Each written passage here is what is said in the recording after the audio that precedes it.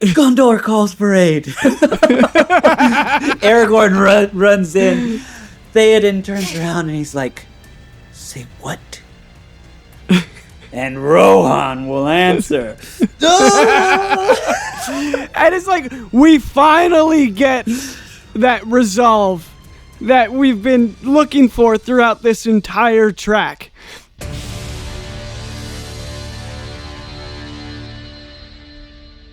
What's up? I'm Rick Grant. I'm Seth Grant. Welcome to Cue the Score, presented by Paper Wings Music, which is us. We're brothers, we're composers, and in this podcast, we review the music from movies and video games to better understand what makes for good scores. And in this episode, we're diving into the Big Daddy, Lord of the Rings. Oh, we love Lord of the Rings. So good. If you were wondering, yes, no admittance. I got little guys here. I have 3 Lord of the Rings swords. That's Frodo. That's my Hobbiton map when we went to Hobbiton. There's all my Lord of the Rings books in the middle there. To the point where I'm such a nerd that I bound, this was a paperback version, and I bound this myself and made it. So, pretty bad. So, some might say obsessed. Yeah, obsessed would be probably a fair judgment. Today specifically, though, we're diving into the music of men. So the race of men between Gondor and Rohan, what makes the music of men distinct from the other races, and what makes those two cultures different as well. I mean, this is Howard Shore, who created an amazing score for these films. If you go into the intricacies and the storytelling alone of what Howard Shore did is just absolutely phenomenal. Mm-hmm. There's a lot of amazing Oscar-winning scores out there, but I think as a composer, when I look at storytelling in music, there's rarely a higher standard than what Howard Shore did with Lord of the Rings. Cue the score. Cue the score! Cue the score! Bam, bam, bam. And of course, to all our score scholars out there that have bits of information shared in the comments, we want to learn from you as much as you might be learning something from us. Starting from the Shire here, we're going to make our long trek over to Gondor. And we will start with a little bit of context. Seth, can you share a little bit of the lore for the Gondorians so we have a little bit of context before we jump into the music? Yeah, so Gondor is kind of the last stronghold of the Númenórean bloodlines. They were once rulers of the sea and of the sky, and now they're this people that is really just weighted down by memory. Gondor's glory at this point is now kind of behind them, and the music really does a great job of carrying that burden. Mm-hmm. You know, Gondor at this point is really a civilization in decline. It's kind of like a shadow of former glory that they once had. They're really a proud people, but the city is very broken. Mm-hmm. And of course, if you watched, if you read or if you watched, like Rings of Power, whether you like it or not, respect to everybody because that's very polarizing. But at least that gives context to what we're talking about. If you've seen the Rings of Power, or if you've read, some of the Silmarillion and whatnot.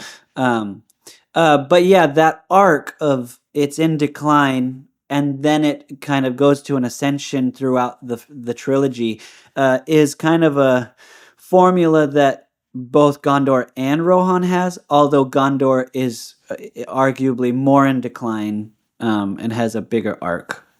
So we're going to go through 3 tracks for Gondor. We're going to go through Minas Tirith, The Lighting of the Beacons, and The Return of the King. And these 3, there are many other examples of the Gondor theme, but we're going to use these 3 as an example of the arc, how it changes throughout the trilogy.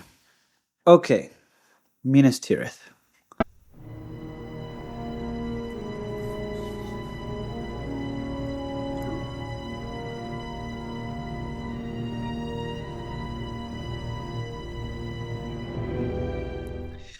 Like, let's just start with that. Because it's already changed. We're already stopping it. I think it's just awesome that we get the Gondor theme, bum, bum, bum, bum, bum, bum, bum, with the horn back there. Yeah. But with that restrained way of playing the horn. Yeah. Yeah. And almost careful. And then those tension high strings creates such a vibe right away. Oh, absolutely, 100%. I love the fact that, you said restrained, but it's like, well, when you think about the Gondor theme, it's really very proud. Yeah. It's, what's the word I'm looking for? It's noble, regal. Yeah, it's noble, right? It's noble, it's proud, almost ceremonial in a way. I think that's an excellent word for that, yeah. Yeah, but the way that it's being played right at the get-go, right at the beginning, really does a great job of carrying the weight of where these people are at this point. Mm-hmm. That's why it's so important to have that context in the beginning, because now all that kind of makes sense as we have barely started. Yeah.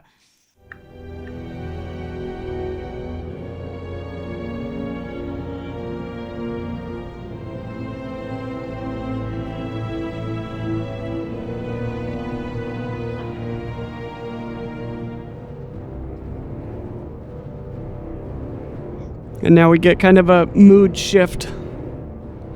Like something bad's gonna happen. Yeah, it's really cool how that it went into like this again. Howard Shore loves to do this like wandering chords that arrive to a new place. Yeah, right. Which we can only aspire to do a fraction of what he's doing. But the way it seems like the theme is trying to rise, but then it keeps on. It's like one step forward, two steps back, and then you're like, bottom. You get the low next transition, and you arrive at this like, oh, but it's dark. Yeah, and definitely, it's already kind of heavy and kind of in despair feeling, and then it goes down even deeper. Yeah. And like you said, there's this really heavy, dark, brooding, and we really get the sense that something's not right. Mm-hmm. Yeah. You know what I mean?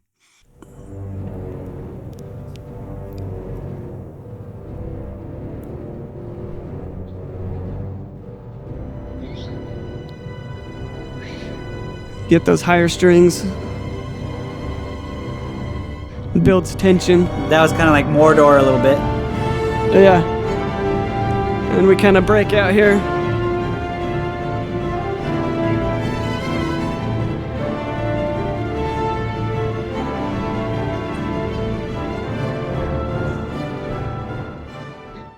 I'm gonna stop it right before. It's so good that it's like you hear it coming here. The energy's building up, but it's not going bum bum bum ba da dun. It's like bum bum dun. Da, da, it's still wandering, and it's not. It hasn't found its way yet. Well, yeah, I like that, because it's like it's trying to build, but it's almost like it's struggling to get there. You know what I mean? And it's like it's trying. But I'm having a hard time getting there. Howard Shore does a cool job of doing that. Yeah, I like that. And there's a lot of. I'll point out that there's a lot of activity, which causes the heart to. Oh no! But well, especially with the high strings, those high strings does such a good job of building tension and anticipation. Yeah.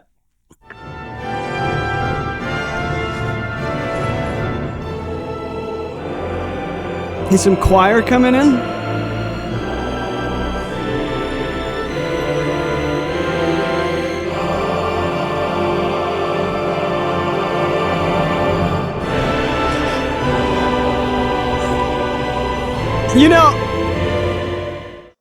Yeah.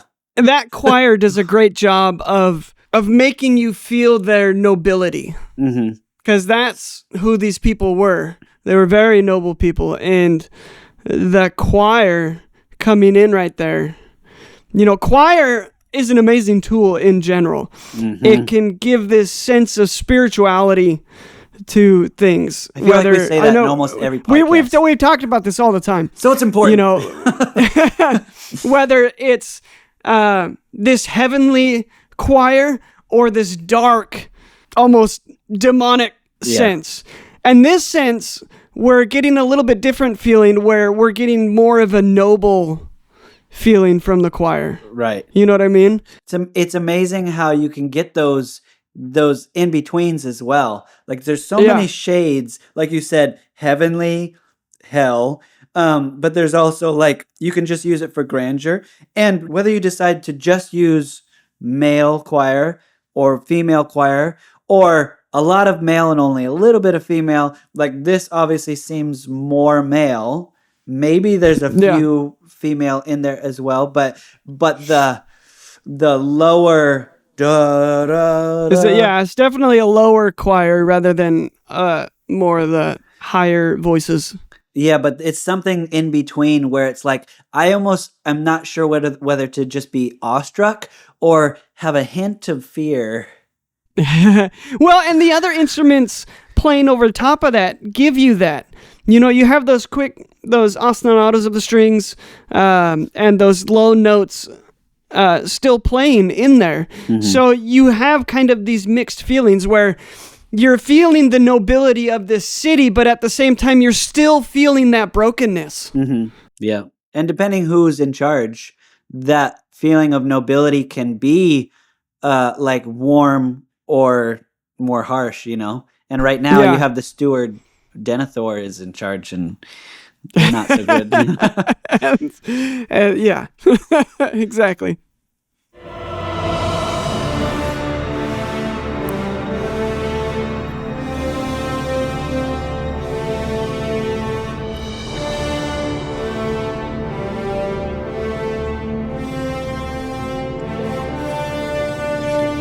This is kind of definitely a phase where it climbs in a lot of the tracks where this theme comes out. You have these mostly decline with phases that climb, but usually always falls back down. Right. And this is one of those moments where we're kind of feeling the grandeur of who this city once was. Yeah. And this time you get the full brass bum, bum, and you're expecting the normal melody, but it's bum, bum, bum, bum. Yeah, exactly. And it's like, Gondor doesn't necessarily sing a victory. It more remembers what it cost. That's good.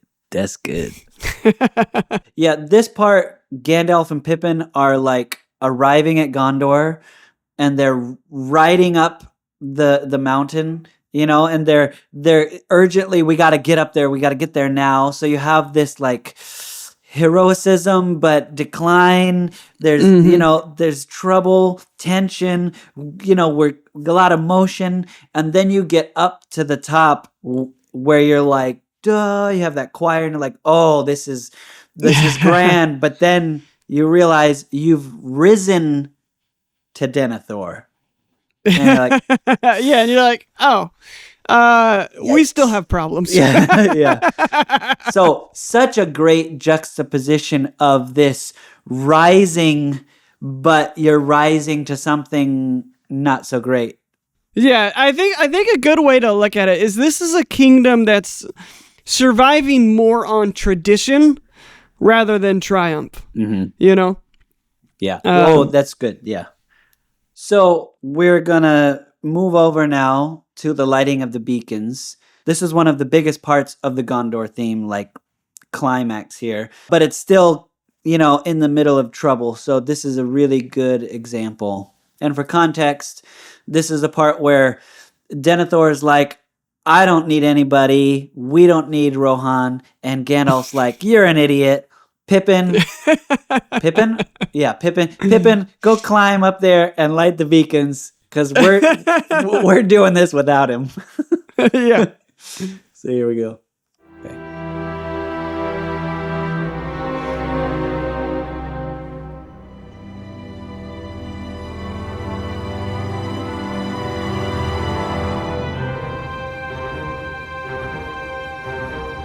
Go Hobbit. Go Hobbit.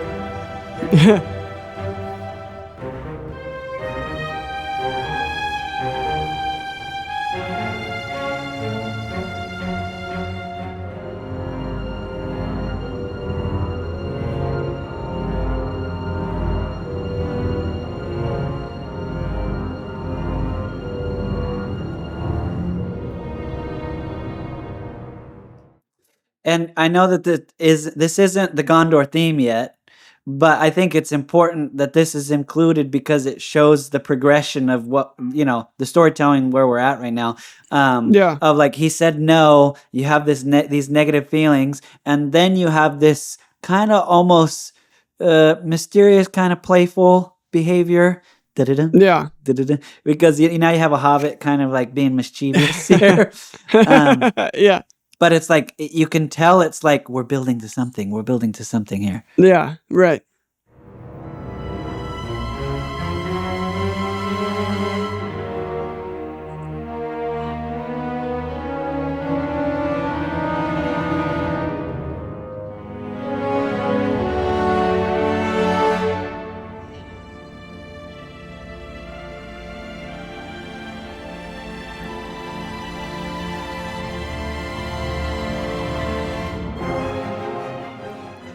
So now we've, like, he's done it. He's gone up. He fumbled with it, and then he spills it and lights it.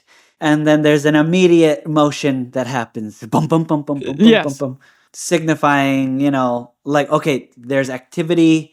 Yeah, and when that break happens, it's almost like a galloping energy, right? It's like, I like what you said, this momentum that's happening. It's like, almost like this static hymn that breaks into rolling momentum. And now we're being propelled forward. Well, and I like how you said that, because this is once it's lit, there ain't no stopping it. It's go time now. Yeah, because now the next guy's gonna see it, and the next guy's gonna see it, and it's not like, oh, put it out. Put it out quick. Put a blanket on it. Yeah. This is not your scene when they're cooking sausages up on Weathertop and they can put it out, which was too late too, because the race. I mean, and this is really like Gondor awakening, right? It's like the first true breath of vitality and connection. The music is moving outward across the land as these beacons are being lit, Yeah, it's working outwards. It's breathing across. I really like that. That's a great way of saying it.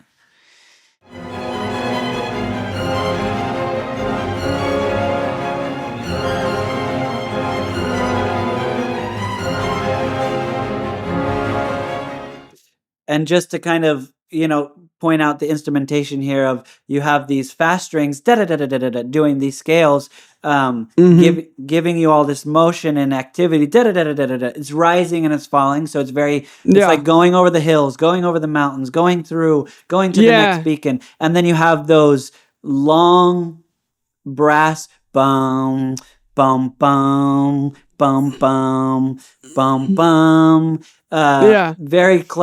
Very clever or smart that he didn't make those brass melodies right now too complicated. They're like more of a melody. Otherwise, you wouldn't have that same build, and it'd get a little distracting from what's going on.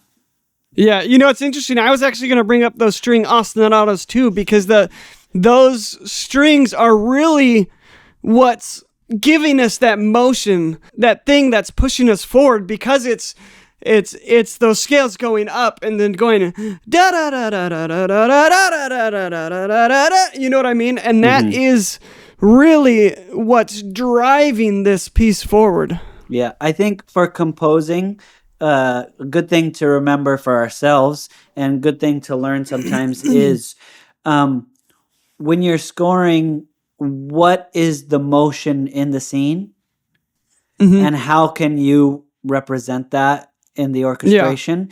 And I think there's multiple ways to do it, but I think the two main tools that I tend to always come back to is moving notes scales like that. That's an easy, super easy way to create this motion. And depending on how high or low you want to go, that will judge how high the pattern goes or how low the pattern goes. But also the rhythm, like having staccato rhythms, for example, but, it's not just dun, da dun, da dun, which becomes smooth. So depending on how much punch you want and what the gallop is doing, are you walking? Are you running? Are you galloping? Are you trotting? The other thing that this does is I think it does a good job of hinting at hope without fully resolving it.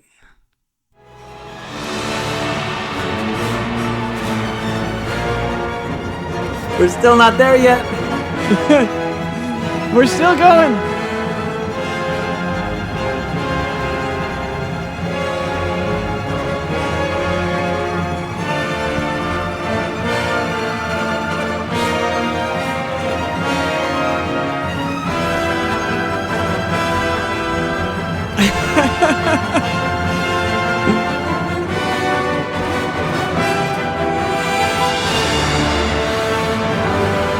Oh, this song. Pause it real quick. We have this huge section that's just like, it just seems like it's never ending. It's building, it's building, it's building, it's building, and you don't get any resolve. Yeah, I've listened to this. Stop. I listened to this like 100 times, but I never know when it's going to end. It just keeps going. You're just like, oh my gosh, when does it stop? Throw me a bone. Oh, you get that hope, but it's not resolving. It's just building, and it seems like it just continues to build and build and build, and you're like, oh my gosh, this is crazy. That's probably planned, from Peter Jackson, that I want to show this whole montage, and I want it to be this long because it's that big a deal. Yeah. And then Howard Shore either was looped into it or was like, you have this long to fill.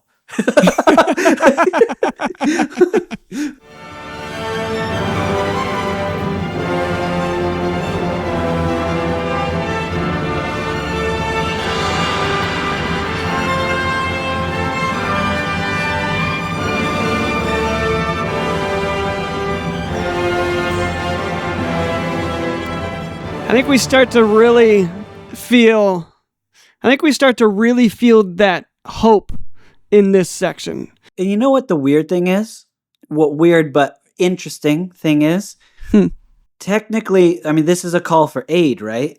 Meaning they in trouble. But you're getting this climax of a Gondor theme. And I think the point is they've isolated themselves for so long. They don't trust each other. There's been this, like you said, this lack of connection. Theoden's all like cursed. And Denethor's growing mad from power and doesn't trust anybody. And so it's interesting that one of the biggest parts of the Gondor theme is calling for help, because calling for help was the first step of the rise to power, or of the rise, the ascension back to where Gondor was. Because these are like best buds. And they were successful because they worked together on so much. You know? Yeah, and I think that goes to show kind of the proudness of this people, that they've secluded themselves for so long, and they're just like, we don't need anybody's help. We'll figure it out on our own. And this is that first, like you said, that first step to, all right, we need help, and we got to figure this out. Yeah. At the same time, was it really Gondor asking for help, or was it Gandalf that was like, all right, go do this? Which I think, in the end, Gondor probably would have, but Denethor wouldn't. Even, with the proudness, I think, even with a forced I think that's hand, a good way to think about it. And I think making this happen was a big step of changing that pattern that Gondor's been in for so long. They can actually move forward because now they're breaking that pattern. Yeah. Got a spark, literally. Let's just finish that off.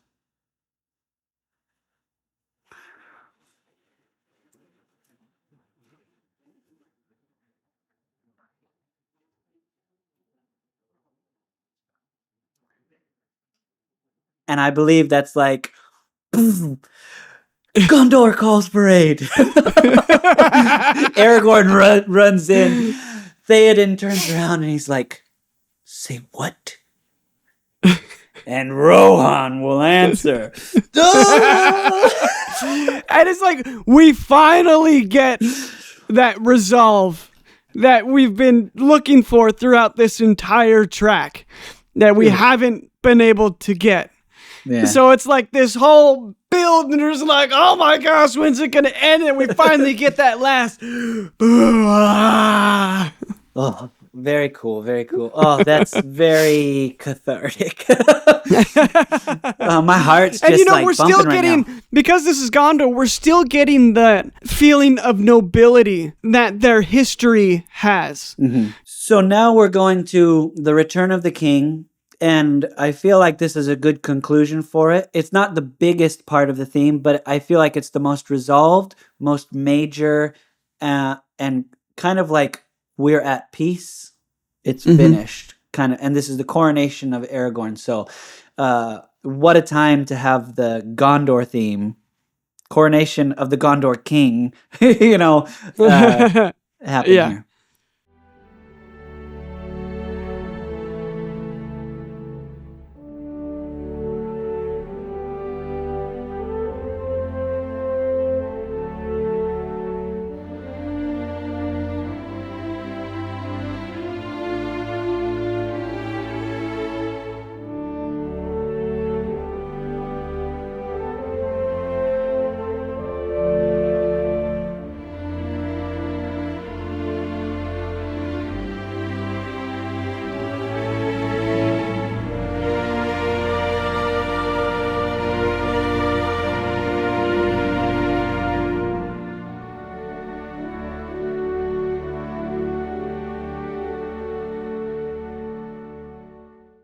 So cool how they decide. They use these warm strings.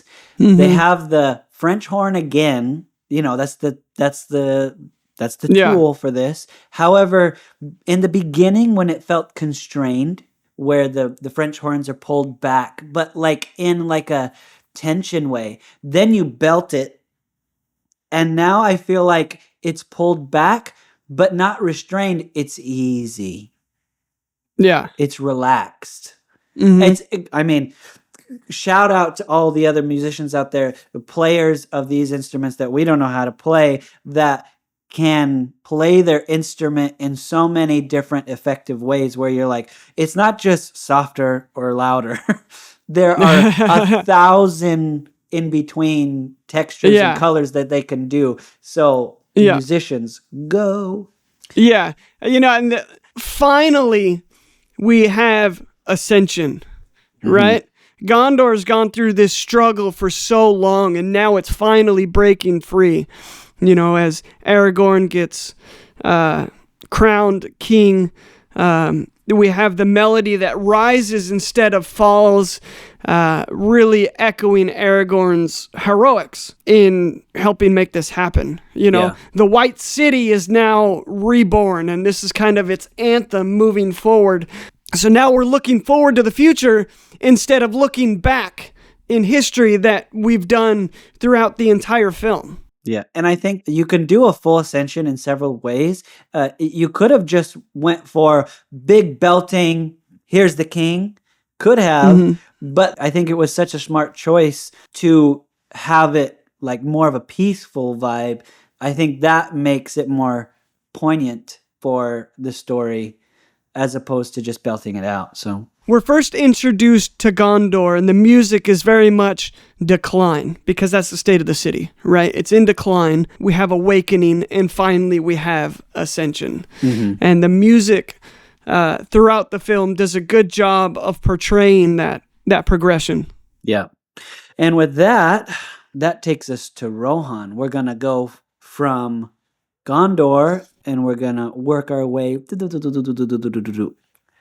over to Rohan. So, little bit of context here. The Rohirrim descend from the northern horsemen. They're given the land by Gondor, in fact, in an ancient alliance. and they become the riders of the mark. They are, through oral and tribal tradition, deeply connected to the land. They traveled a lot before they arrived in Rohan. They're used to moving, being on the move. You get this sense that they're more like a Nordic, more warrior rather than knights, even though they would probably consider themselves knights in their kingdom. Yeah. But like if we're trying to make a distinction of the type of people, they're not going to be in like full plate. They have like their kind of more warrior aesthetic, more warrior down in the dirt, more noble in Gondor, more down and gritty in Rohan. Super honorable. I almost keep the word honor more for Rohan than I do Gondor. But no, yeah, that makes total sense. When you look at the differences between these two people, I think that's a good way to put it, is Rohan definitely has that sense of honor way more than Gondor does. Gondor. Gondor. And I think important to note, Rohan is Gondor's most important ally. Yes, very true. And that goes through history. So for Rohan's theme, we're going to go through 4, actually. We're going to do Edoras, which shows the Rohan decline. We're going to show King Theoden, which is both decline and a reminder of what still is Rohan. And then we're going to go to the Hornburg, which is like trouble, really in the thick of it, let's say. And then we move to the Ride of the Rohirrim, which is like full glory. Edoras. We're being introduced to the kingdom of Rohan here, and Edoras is the capital city.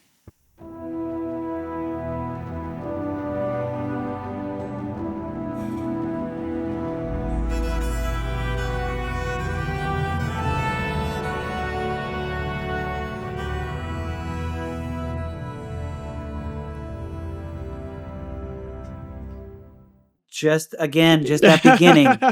Of course, you have a little bit of the fellowship there, but then the first thing you hear, I mean, you can't go into this without mentioning the Hardinger fiddle. Mm-hmm. The instrument they decided it's to very use. prevalent when we're in Rohan. Yeah. It really gives that kind of more of the earth, of the land type of people, more folk. Yes. Yeah, I think that's a good way to put it. And you hear, you get a very clear theme, and you get a very quick drop. It's like dun dun dun dun dun dun. I think this track is really the purest statement of Rohan's identity. Whoa. Right? You have this kind of slow melody. And I really like how you called it, it's very folk. It's really kind of a folk song for a fading people. And in the movie, you get that as they ride into Rohan, and it's just like desolate. Right? It's almost like, don't nobody speak, don't make eye contact. Yeah. And you're just like, you get this sense of like, what happened to these people? And we get that feeling in the music here. Yeah.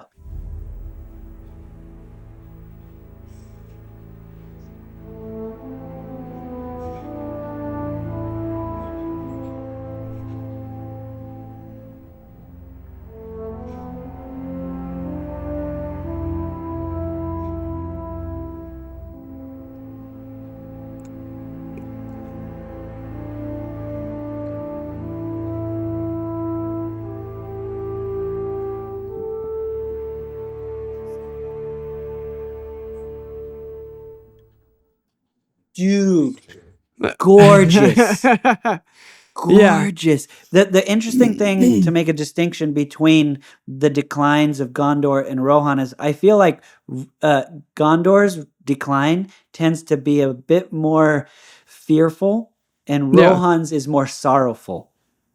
Yes. I like that. You just got the horns again in a pulled back way, but it wasn't restrained like the other one. The way he was playing the horn was like sorrowful. Yeah, I do get sadness more often in Rohan than I do in Gondor.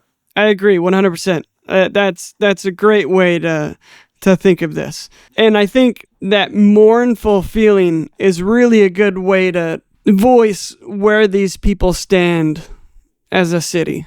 You know, maybe a little more on the corruption side of Gondor, and a little bit more on the hard times. yeah, exactly. You know, if we just look at the orchestration, we have these low drones, these pedal tones, that's kind of giving us the bass of this track, and then we have these really light strings coming through, and that Hardinger fiddle, and we get this folk-like theme that's really almost windswept, but it's expansive and it's mournful.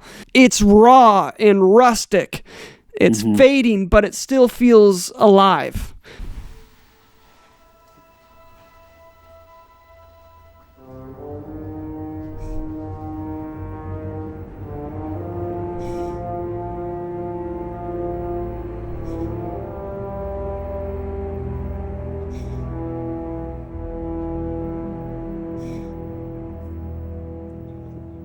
I think this section right here does a good job of, we're still getting that feeling of mournfulness, but now we're really feeling the weight of these people.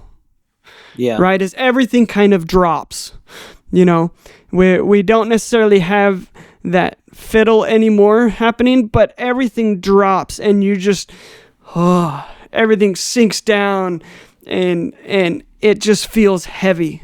I mean, you have Gandalf, Aragorn, Legolas, and Gimli coming to Rohan, and they very quickly are realizing, okay, here's Rohan. Oh, but you know, seems a little run down, and now they're like working their way up to.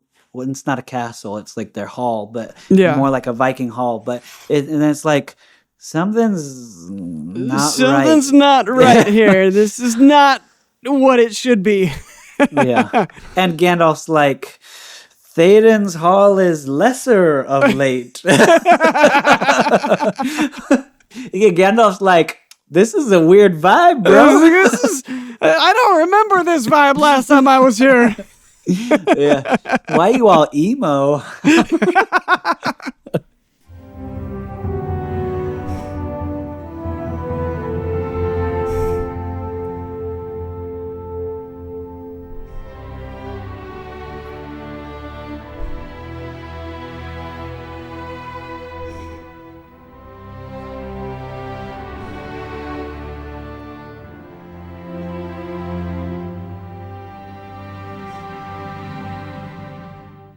Yeah, I think this is a good example now, because I think this is where like Eowyn's talking to her uncle, and she's like, "Why won't you speak? And why don't you talk to me? Whatever." And then she goes out the doors, and you see the flag blowing, and the flag gets ripped off. So I think this is a good example of what we were talking about earlier. Of yes, Theoden's taken over, but the people are still there and still strong as long as their leader will stand. So now this is the part where we're going to Theoden King, and this is the part where you realize the decline, but Gandalf breaks the curse, and Theoden comes to.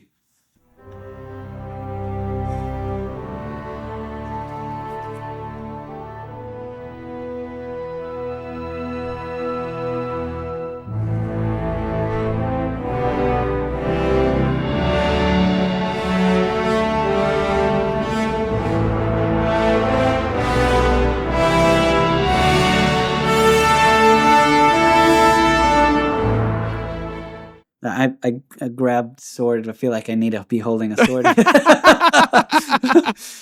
Theoden comes to, and he's like lost, and he looks up. Gandalf's like, breathe the fresh air again, my friend. Yeah. And so him like literally, Gandalf just like whacked him in the head, man, and he like gets knocked back. And then and now he's like rising up, and you know he's weak. Yeah, you know, but he's like pushing himself up. So it's nice to hear this strong horn melody as he pushes himself up despite his frail state at the moment. Yeah. It feels almost very free in a weird sort of way. The rhythm feels very breathy rather than, having a strict beat that's driving it forward. It's much more flowy. I feel like the wind is deciding how the melody, how long the melody draws out. Yeah.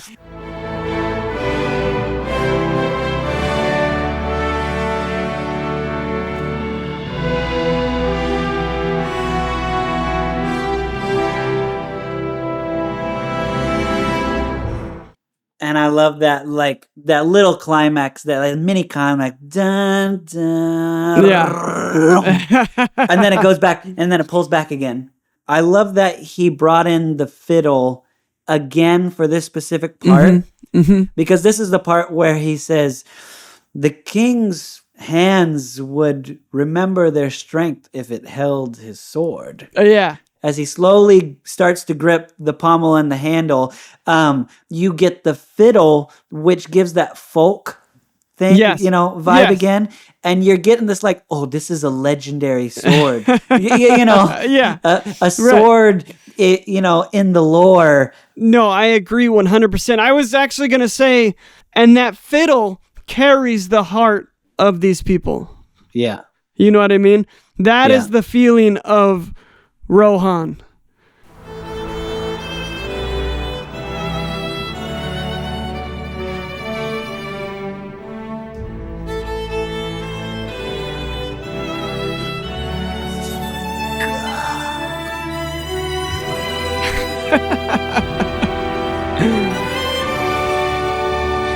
Hey, that's the wrong sword, by the way.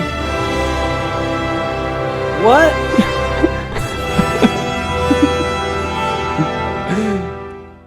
Say again? I said that's the wrong sword, by the way.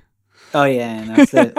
I have Endural, I have Sting, and I have Glamdring behind me, but I don't know what his sword's name is, but yeah. So now it goes from, it was nice that it went from fiddle, you have that section, but then it explodes with the horns as well. Yes. And you have the big moment, the king has returned. Yeah. Yeah. But then he eyes Wormtongue. Immediately he's like, "Buh," and then he's like, you. And then you get this decline again. Yeah.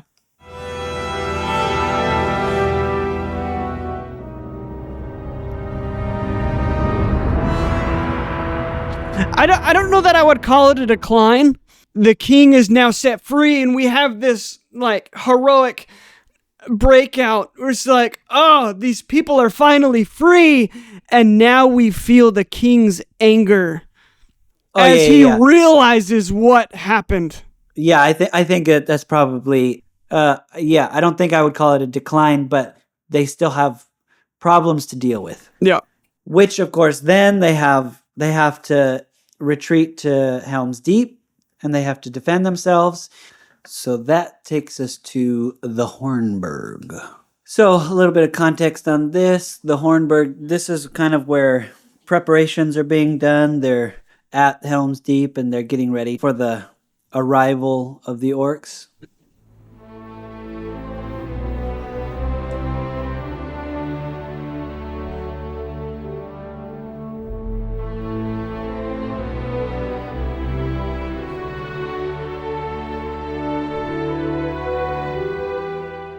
It's a nice orchestration here. Nice, gentle strings, gentle horns. You're not pushing too much. I really like how you're kind of at a vulnerable state right here. So having it on a gentler side, and but still having you're in this juxtaposition of heroicism and fragileness, fragility that are like moving together. So it's interesting. Yeah, and what's interesting is you kind of have a call and response at the beginning where it plays the first half of the melody, and then it's responded with a slightly different instrumentation at the last half of that. which is bum bum bum. Yes, exactly, which is kind of cool. And if you think about it, it almost foreshadowing to what is going to happen, because they're in need for help. They're not going to be able to fight this battle on their own. What ends up happening is aid eventually comes to answer the call. Even though they didn't necessarily call for help, they get help. So that call and response is kind of like, here we are, and then it's like, okay, here's help coming. That may not have been the thought process in the writing of this song. Yeah. But that's kind of the feeling I had listening to it. Gotcha.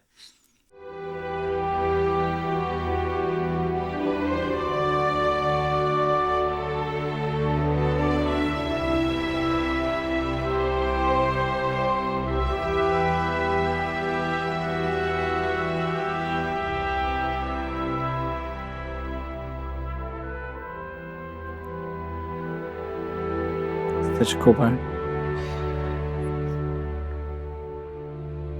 Yeah, right. So we have such a cool finish of that melody, and then there's this lone horn, which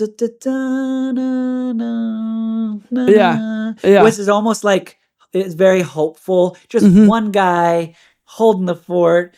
We're still hopeful. The coolest thing about this whole part is Theoden's arc is not finished yet. He's still conflicted. Right. He's waking up and he's taking responsibility again. However, he told Aragorn, I don't want Gondor's help. We're doing this on our own. So he's still kind of stubborn here. Now, just here in a second, the elves are about to show up. And he's taken aback. And he's like, what? And they're like, we're here for our last stand to honor our alliance with men. And I think with that, and then later when the Rohirrim return, because he sent the Rohirrim away. Yeah. He's like, I don't want you here. And then when he comes back, he's like, crap, But Gandalf goes and finds them and knows they'll come back at the drop of a hat. Yeah. So this kind of like double kind of like loyalty where he gets aid without asking for it twice is a huge turning point and key point in the film where Theoden realizes that strength is from help. Strength is from uniting. Right. Which then, I don't think he would have went to Gondor's aid necessarily if those things did not happen. Aragorn busts through the doors. The beacons are lit. Gondor calls for aid. And the guy's tired too. He just fought a war. Yeah. Their kingdom is technically in shambles. Yeah, right. And it only takes 2 seconds for him to be like, and Rohan will answer. Yeah, no, very true. And the other cool thing about this, story-wise, is this is a big deal for the elves because there was a lot of conflicting ideas of coming to help men because men are wish-washy in their emotions and they're not constant, and you have all these other races that are generally fairly consistent in their progression through time, and men have been all over the place, right? They're wish-washy, they're untrustworthy, they're whatever, and they're like, no, we shouldn't help men, they're a lost cause, right? Yeah, and they're which is like the viewpoint of a lot. Yeah, and they're like, no, we gotta help them out. And so the elves finally decided, it's like, all right, we're gonna do this, and they come to their aid. Yeah, which is such a cool thing. But men are the ones that are flexible and up and down. Yeah. But for better or for worse, for worse definitely because they can be corrupted easily. But for better because they can be so inspired. Right. And they can be moved to make decisions and make changes where other races are a little more stuck in their ways. Yeah, very cool. True. So that takes us to the Ride of the Rohirrim. The Ride of the Rohirrim. So, of course, we get a little bit more of the theme in full glory at the end of that battle. However, I think the Ride of the Rohirrim is the full fruition the full arc of this theme. They're at the Battle of the Pelennor Fields, and they have received the call to aid. Gondor is struggling at the capital, and we have the speech, and Rohan charges here. Yeah.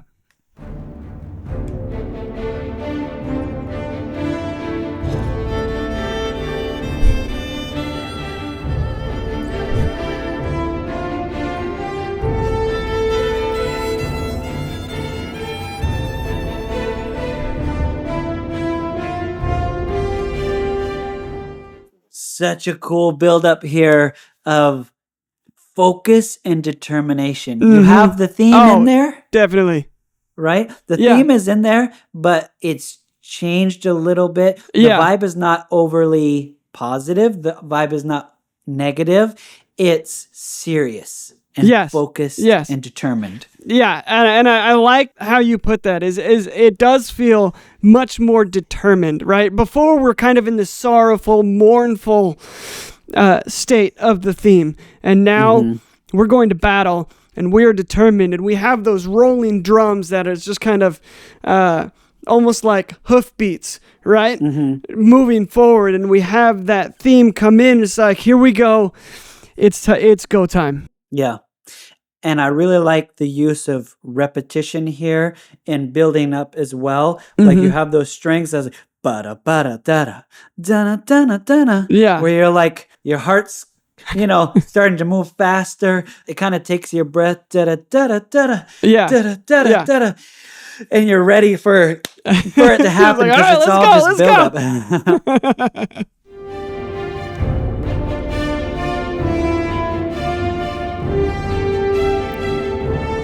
What's cool right here? Oh, what I love about this is this kind of transforms into this heroic statement for Rohan, right? It's transformed from this folk song into more of this orchestral anthem, right? We have that fiddle kind of come in right at the beginning, holding that theme, and then the orchestra takes that theme over as we get closer to battle. Yeah. Which is really, really cool. It's freaking sick.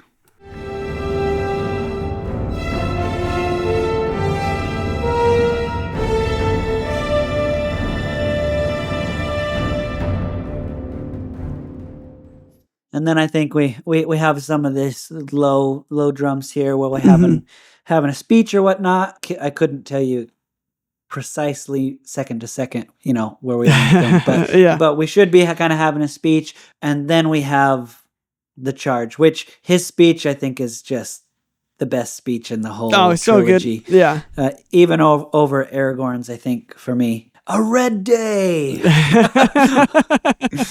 This is the people of Rohan charging together into death, into legend. It's very almost cathartic in a way. They've come from this place of grief, of sorrow, of this falling city into the people coming together and reclaiming what they once were.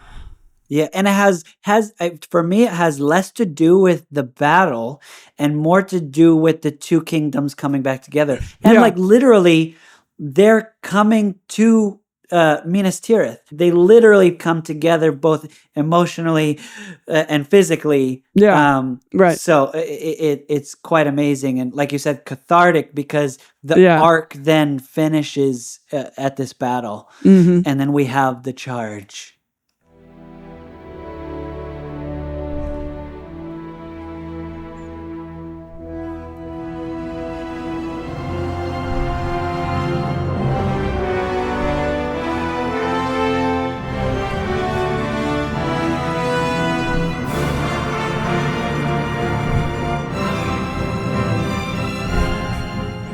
You get a sense of hope right here.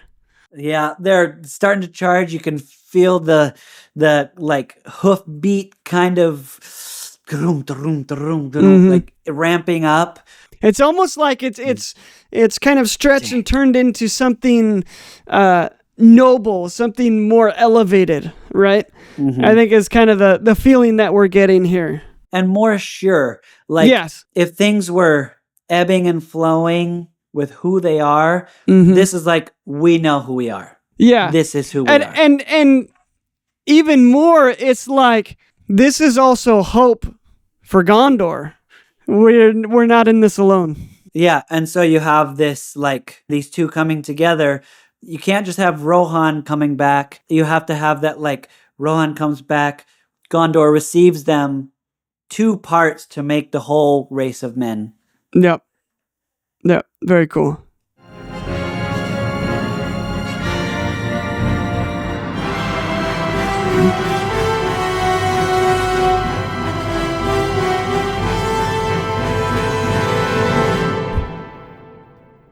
Oh, so cool. that quickening of that. You got to move on to the next thing in the story in the film at that point. Yeah. But I really love how they quicken the pace of that melody. Yes. And you're like bum bum bum bum bum bum bum bum bum bum bum bum bum bum. Oh yeah.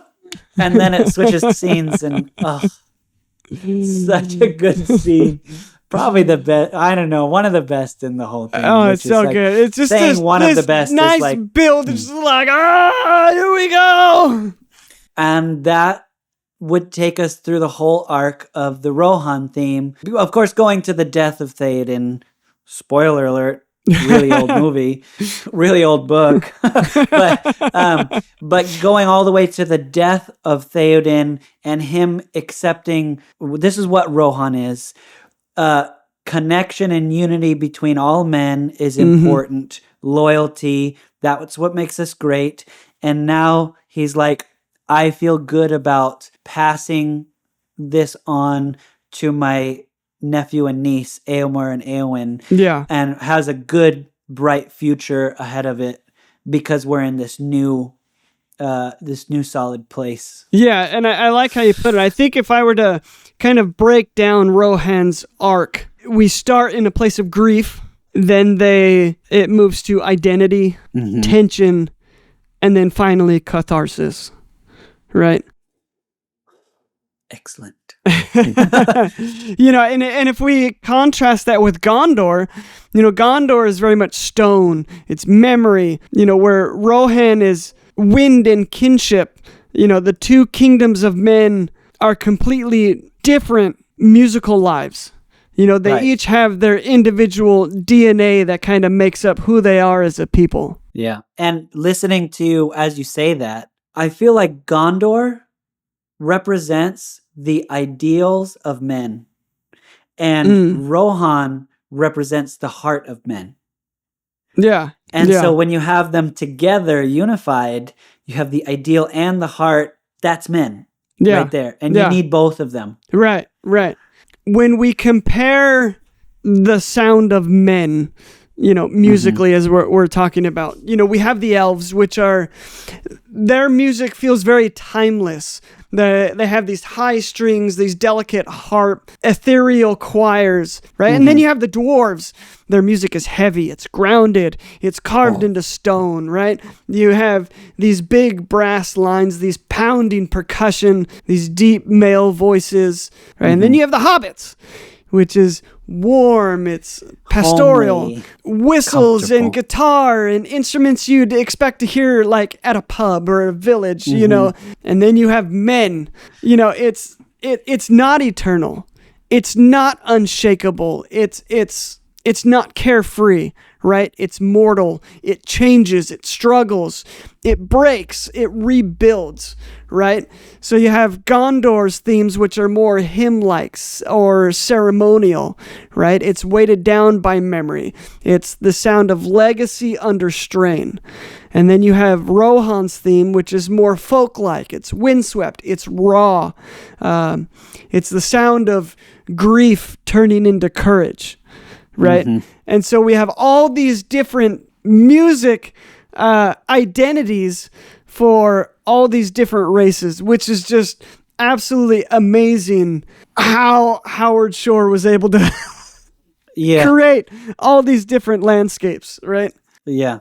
you do have a focus on the hobbits as like every small person can make the change, which is one theme that goes through the film. However, there's a huge focus on the men. The humans are the ones that are going to be inspired. The humans are the ones that's has to like change and make these decisions. It's their time now.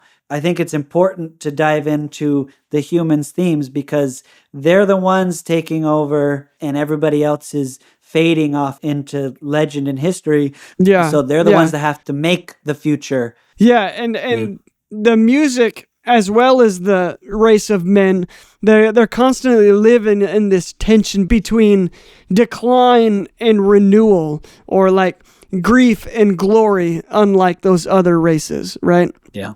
But these were our findings. Score scholars out there, please comment down below. What did we miss?